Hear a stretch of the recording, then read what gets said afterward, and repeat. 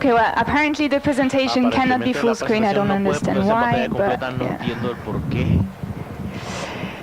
So, hi everyone, my name is Lucile Falgueyrac. I work for the Seattle to Brussels network. It's a European network of NGOs, social movements, and also we work extremely closely with trade unions.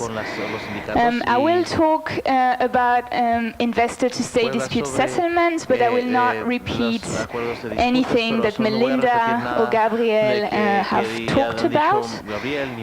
I will talk about what the European Union is trying to do to save this extremely dangerous and controversial system, and also tell you about the campaigns we are having in Europe at the moment, and that may well end the system in the near future, at least we hope so. I will also, because this topic is has linked with everything else that has been discussed in this conference, including taxes, including Chevron, and many other issues mentioned. I will improvise a little bit and build on this presentation to be as relevant as possible for you.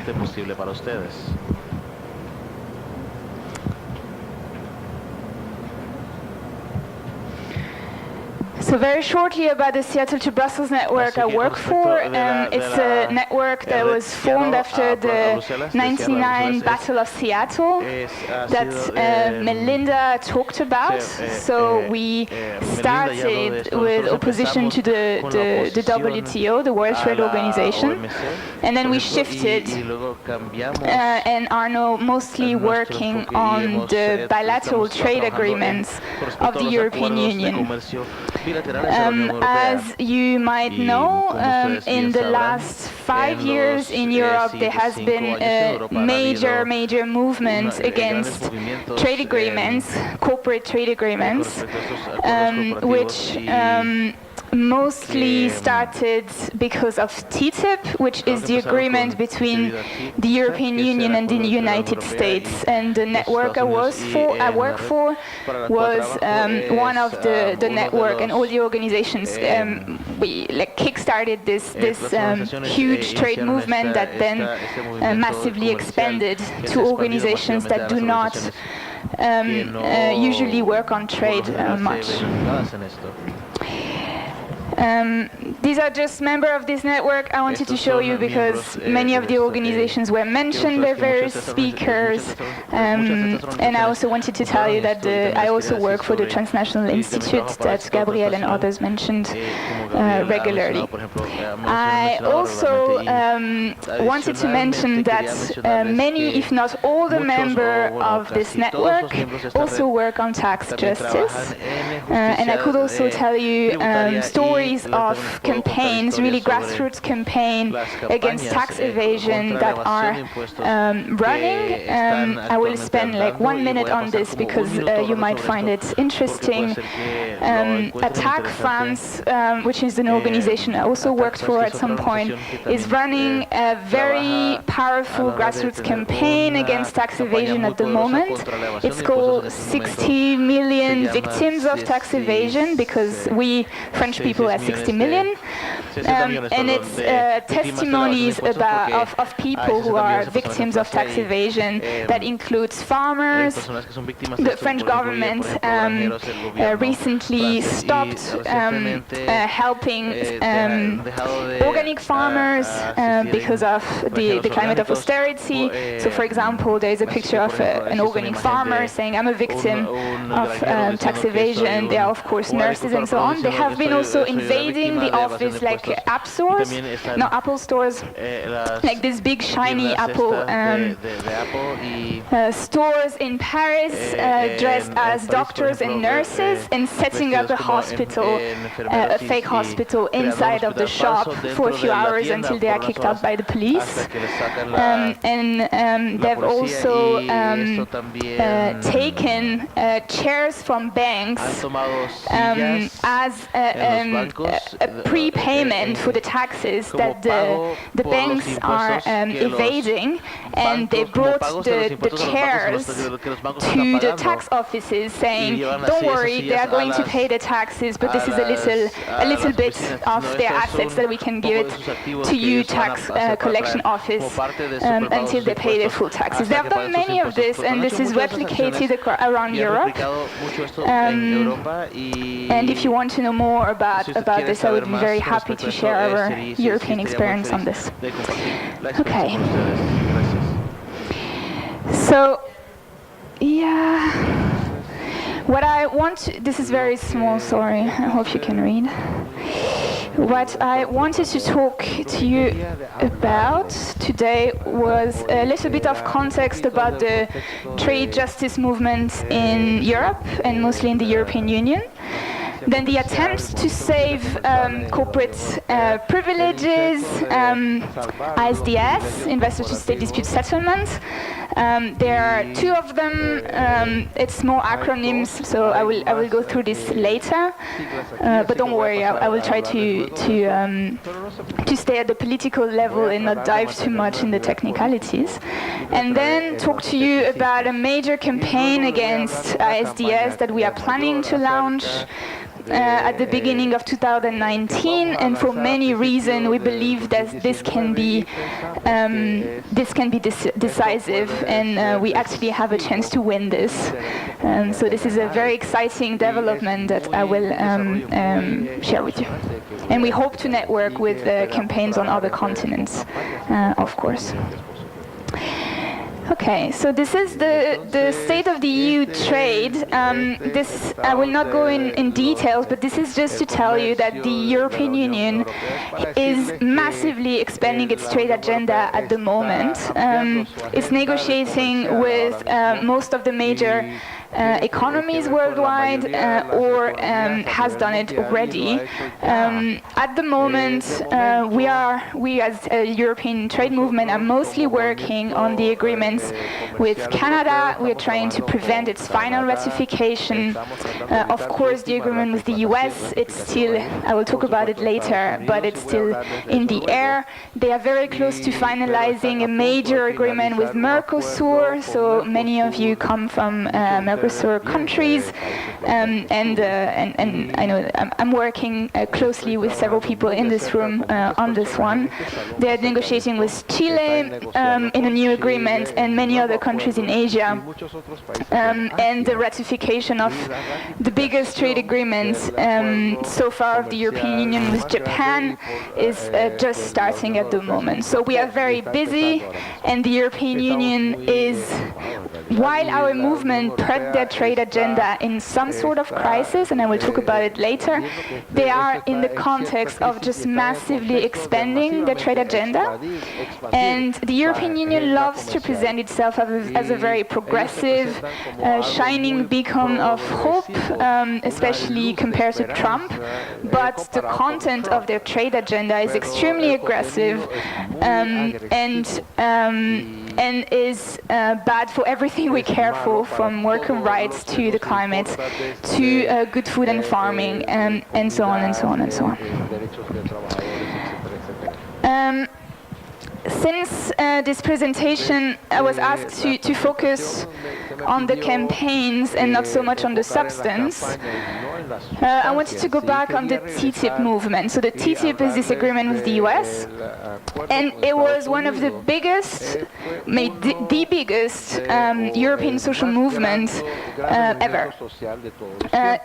We in the EU are a very diverse continent. It is extremely rare that one issue unites everyone, from Finland to Romania to Portugal. And this issue did unite us, geographically, but also across sectors. So trade unions, farmers, consumers, organizations, and so on. Of course, we worked extremely closely with our colleagues in the US, including, of course, Melinda here. But this movement was the biggest social movement, European, and the first pan-European social movement with campaigns in every member state.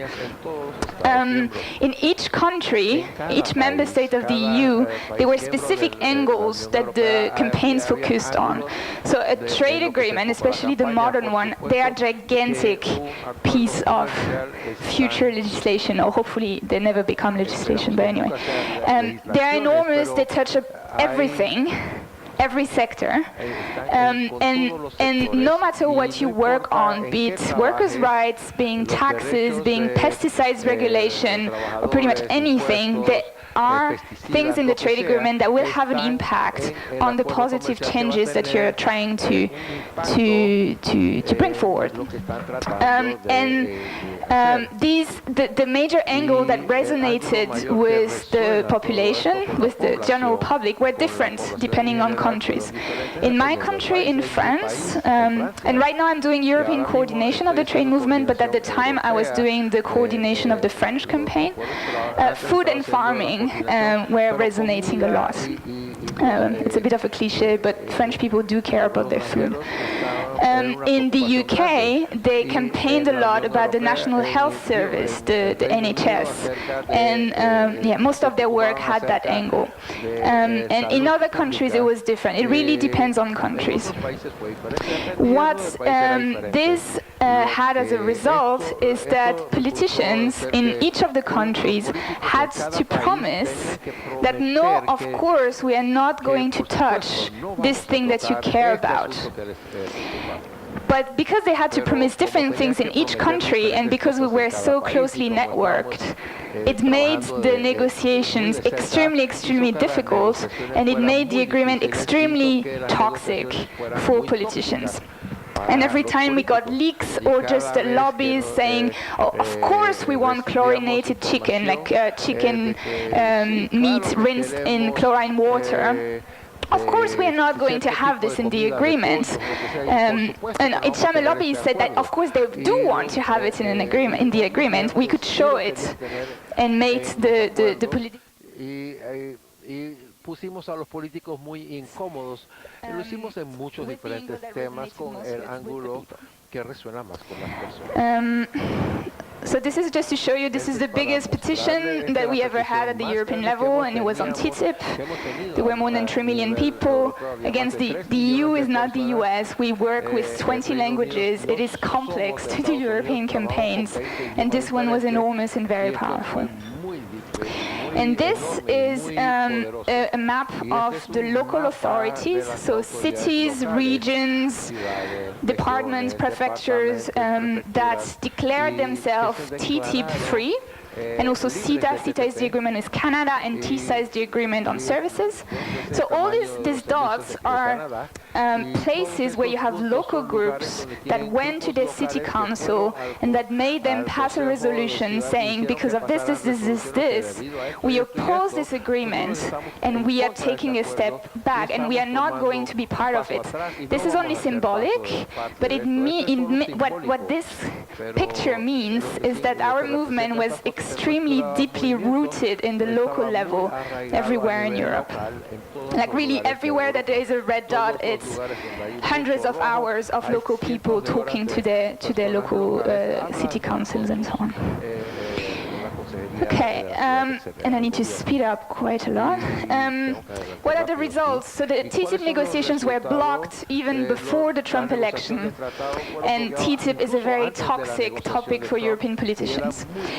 Last week, and Melinda talked about it quickly, we had the surprise of having the heads of our two countries or continents, like not in our case continent, of course, not in the US case, agreed to restart discussing. And Trump tweeted that they will restart with importing more soy and liquefied natural gas, which for us is a wonderful gift, because our TTIP campaign focused a lot on food and especially genetically modified organisms, and the soy is definitely genetically modified, and also also on fracking, energy and climate, and frack gas is a disaster for all of this. So this is worrying, but this is also a huge gift to restart this extremely powerful campaign in the next few weeks and months in Europe. And in the US, of course. Okay, so now I will move to ISDS. It has been explained already, so I will not do it again. This private parallel justice system for corporations was the biggest topic that was common to every sector, every organization, and every country. There were quite a few cases that were really emblematic and extremely toxic for the European politicians. There was the German exit from nuclear power that was attacked.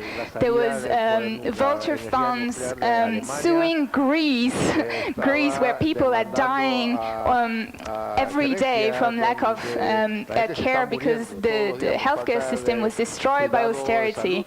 And last week, for example, there were enormous fires in Greece. And we realized that because of austerity, they cut all the firefighting services. So, people are just dying everywhere. Yes. And while this absolute catastrophe was happening, you have vulture funds, speculative funds, attacking Greece to get back a few millions of their speculative investments back. This is very outrageous cases.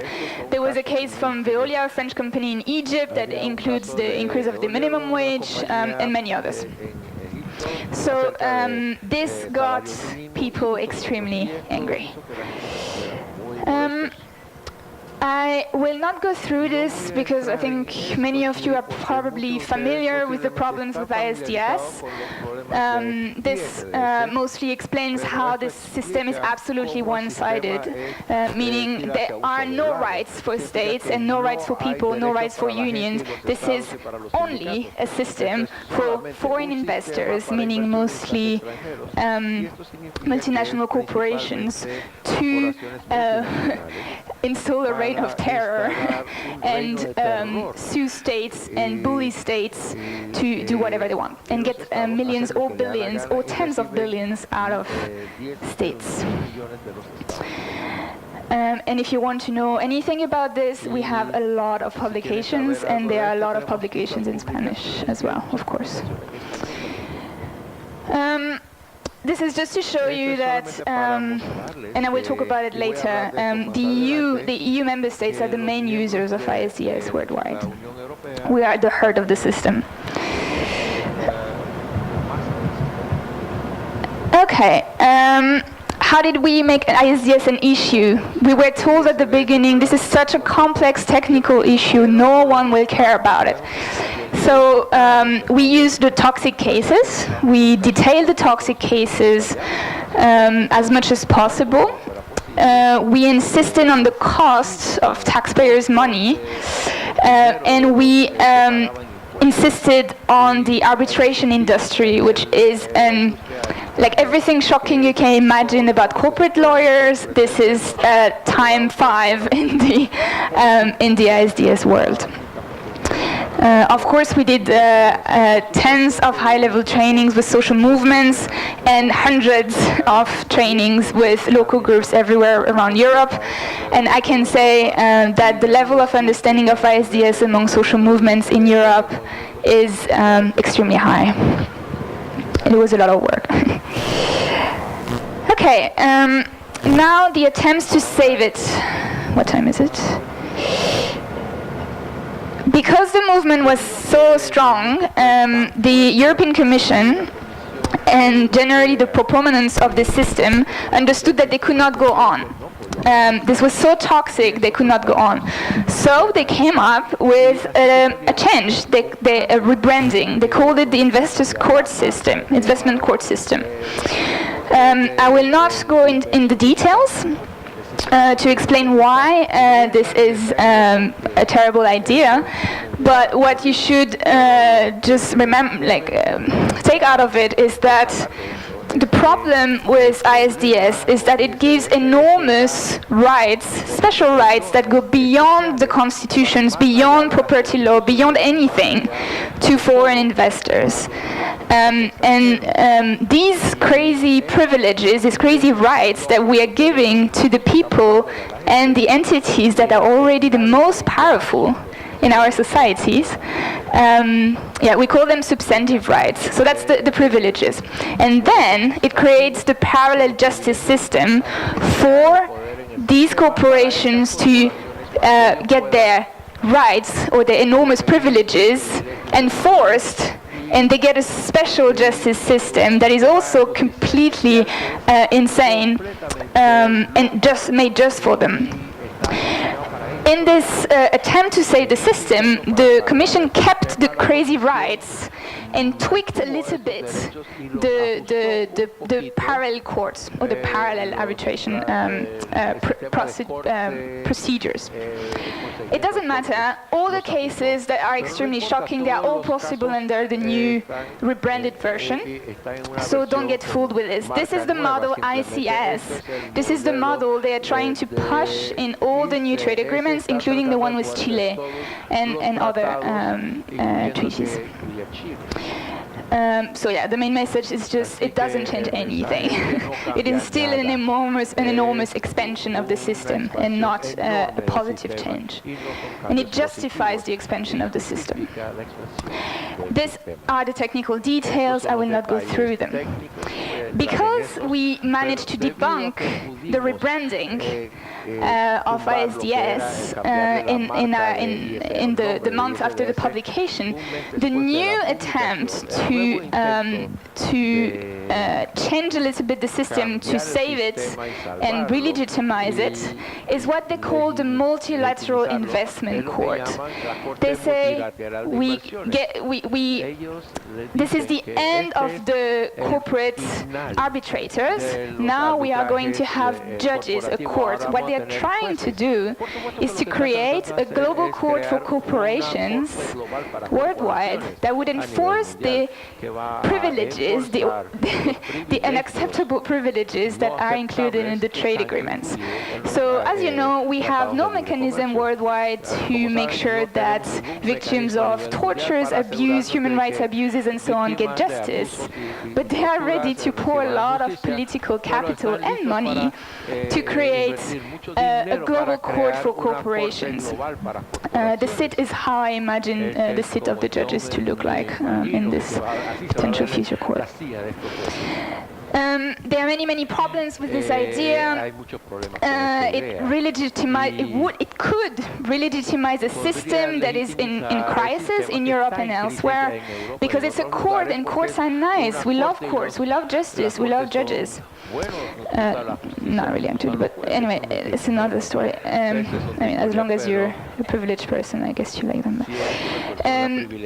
It apparently locks in a system that is a disaster. It delegitimizes alternatives. Melinda talks about countries leaving their treaties. This is a trend. This is a powerful and very good trend to completely get rid of the system. And what the EU is doing is saying, no, but look, we are fixing all the problems. We are creating this court that is going to make the world all nice. Therefore, stop terminating your agreements and start subscribing to our court. This is, of course, a terrible idea. All of this, again, means a significant transfer of power from private capital owners and lawyers, from people in parliament, and is therefore, again, increasing corporate power worldwide and legitimizing it. I am late. I'm speeding up. Yeah, okay, perfect. So, this is the situation, and now I will speak about our plans for a major European campaigns against these corporate courts in Europe in 2019, meaning tomorrow. There are 6 6 reasons why we want to do this campaign. The first one, ISDS is a fundamental danger. Whatever you care about, and I'm sure you care about taxes and labor rights, but also many other things, ISDS is a danger for it. Whatever positive change you want to do, there are ISDS cases, examples of companies that attack changes, be it anti-smoking law, energy democracy, tax reform, absolutely anything. So it's a danger, of course. Then the EU, and it's the second reason why we want to do it, the EU is the heart of the system, with the US, but also the EU. The EU invented this system, and the EU member states are the main users of the system, again, with the US, but if we if we add all the EU member states, we are using the system more, our corporations are using the system more than the US. And through the efforts to save the system, we are the main driver of the whole legitimation agenda that could save the system if we don't stop it. The third reason is the one I said. There's this effort to expand and re-legitimize the system, also led by the EU. The fourth one is a good one, and I think this is one you might be interested in. ISDS is a powerful issue because it unites social movements. I am sure as leaders of trade unions you are aware that often our constituencies are tired and busy with their own struggles, and that adding other issues can be demotivating. ISDS is extremely powerful because it is relevant for every constituency, and it is a topic that can, instead of doing an extra campaign on ISDS, our strategy from the very start has been to make sure that every social movement caring about pesticides regulation, caring about like really anything, takes on this demand that ISDS should not go on.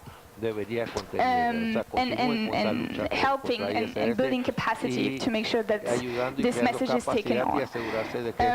And it's the combination of all these efforts that damages the system. So there is not, we don't have an ISDS campaign. We have thousands of campaigns for social and environmental justice that have the demand to get rid of ISDS. And what it does is to help the convergence of movements. I am sure this is an issue here, like it is in France and everywhere else. We are always trying, as people wanted to make the world better, to be in solidarity with each other. But building this solidarity is difficult. And in our experience in Europe, ISDS is an issue that enables us to do it, because it gets us to talk to each other, to learn from each other's struggle, and to strengthen each other. Yeah, it recenters our narrative against corporate power. You know, Donald Trump is saying, I'm super good, I'm stopping trade deals, and America first, and so on. From the very beginning of the TTIP movement, we were always saying this is not a problem. The US is not the enemy. The enemies are corporations. And this is a very clear topic where states are almost nowhere to see. The only thing they do, it's relevant, but the only thing they do is to promote the system, but they're not using it themselves. They are the victims.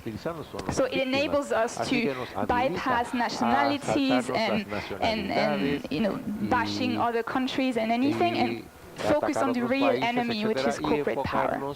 And the last one is that we can win this. I will not go through the reasons why we think in Europe right now we can win this. If you are interested, you can, but I can, but it's very European-centered.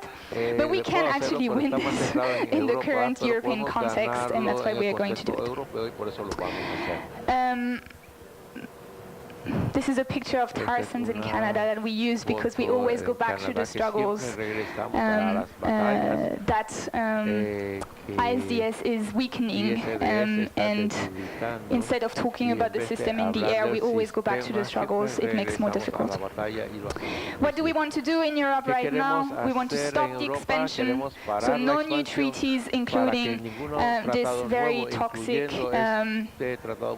system. We want to exit existing treaties, and we want to stop this global corporate court, the multilateral investment court. And of course, all of these aims are replicable on any continent, including Latin America and every other. And we really hope to be able to network with others to make this a global campaign to get rid of this system. Yeah, but that doesn't really matter. Just to finish,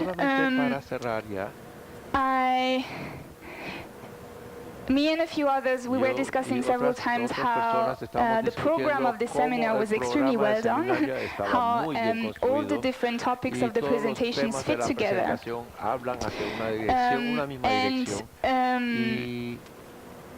What I want to finish with is to really say that we are in a moment of climate and environmental crisis and social crisis. And what we need is really to change track. And this is why we always come back to when the European Commission says, yes, we're going to change a little bit the process these secret tribunals work with. We always go back to the situation we are in. And for all the aspects of this crisis, corporate power is worsening them.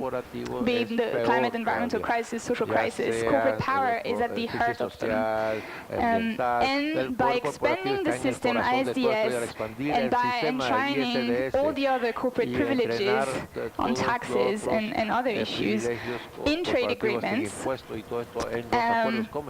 we are making solutions even harder to reach, which is why we believe that we need to change track and not tweak the system, get rid of these toxic trade agreements and of ISDS, and make trade deals that put people and the planet first. Before I thank you already, thank you.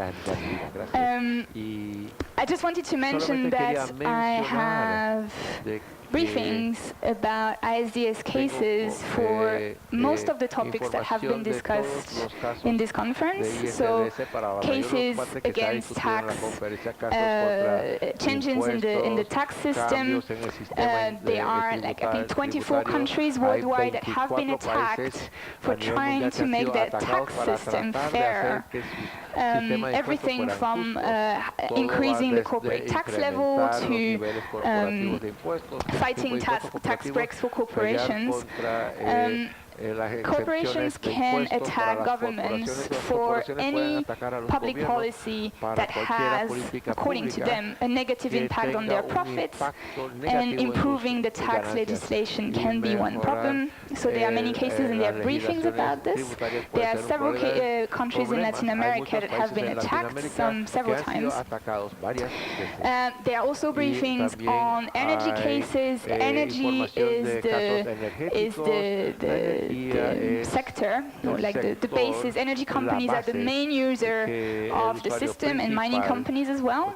So most of the major companies that dodge taxes, kill human rights defenders or environmental defenders are also using the trade agreements and especially the investment protection provisions to beat states in compliance or get billions out of them, including Chevron. Chevron loves ISDS, and a big oil company loves ISDS in general, and are major proponents of the system. And any other angle that you're interested in, I probably have briefings about them as well. I think it's all. Thank you very much, and I hope we will get to work together. Muy bien, muchas gracias Lucile. Bueno, a Jason en la distancia le agradecemos. Las preguntas que tengan sobre la exponencia de Jason, después Daniel Bertosa a la tarde va a tomar estas preguntas y va a responder. Y personalmente, si quieren también preguntarle a Lucile cualquier tipo de cuestión, está disponible para responder las preguntas. Así que, ¿querías decir? The meeting at 6, Melinda, is about strategizing against this new corporate court, the Multilateral Investment Court.